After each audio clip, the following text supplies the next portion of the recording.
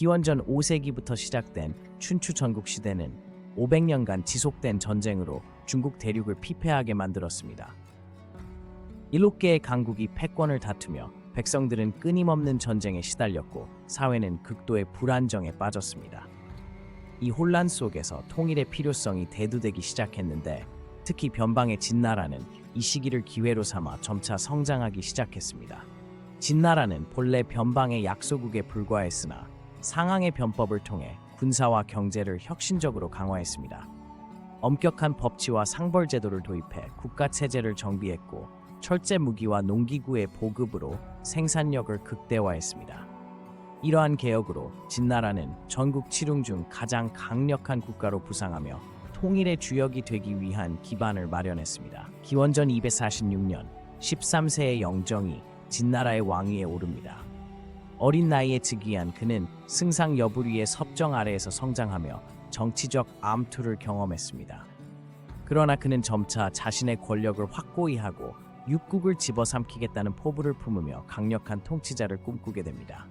이 어린 왕이 바로 후일 중국을 통일하는 진시황이었습니다. 22세에 친정을 시작한 진시황은 승상 여불위를 비롯한 반대 세력을 숙청하며 절대 권력을 장악했습니다. 그는 법과 사상을 바탕으로 중앙집권 체제를 구축하고 모든 권력을 황제에게 집중시켰습니다. 이 과정에서 그는 무자비한 탄압을 서슴지 않았고 이러한 강압적 통치는 진나라의 통일 정책을 위한 토대가 되었습니다. 기원전 230년부터 진시황은 육국 정복 전쟁을 시작했습니다. 그는 원교 근공 전략으로 가까운 나라부터 차례로 정복했고 이간계를 활용해 적국을 분열시켰습니다.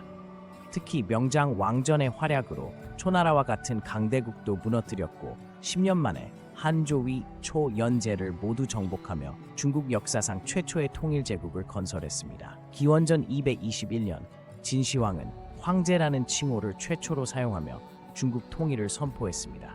그는 군현제를 도입해 중앙에서 지방을 직접 통제했고 문자, 화폐, 도량형을 통일해 국가 시스템을 표준화했습니다.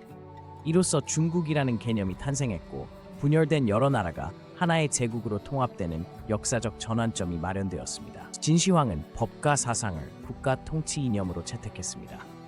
상항과 한비자의 이론을 바탕으로 엄격한 법치주의를 실시했는데 연좌제와 같은 가혹한 형벌로 반란을 예방했습니다.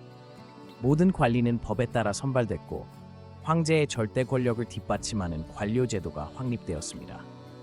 이는 중국 역사상 최초의 체계적인 법치 시스템이었습니다. 진시황은 통일제국의 안정을 위해 사상 통제를 극단적으로 실천했습니다.